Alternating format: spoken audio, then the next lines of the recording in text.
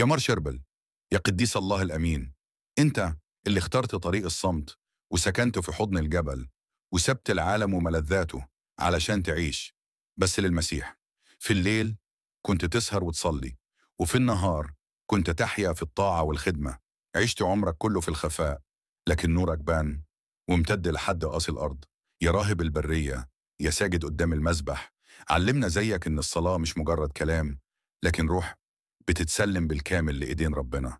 علمنا نلاقي في الصمت حضوره، وفي الوحدة سلامه، وفي الألم معنى خلاصه. يا مار شربل، الناس لحد النهاردة بتيجي ليك من كل مكان، بتصرخ قدام أيقونتك وبتشهد بمعجزاتك اللي ربنا بيعملها بشفاعتك. اشفي المجروحين، قوي الضعاف، عزي المتألمين، وارفع قلوبنا معاك لعرش النعمة. احنا بنطلب منك تصلي لأجلنا علشان قلبنا يتطهر وحياتنا تتغير وإيماننا يثبت في المسيح زيك تمام.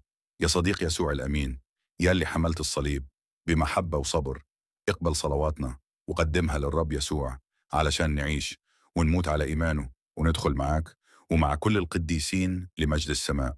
أمين. مون جيسو. صلي معي يا شربي لليسوع،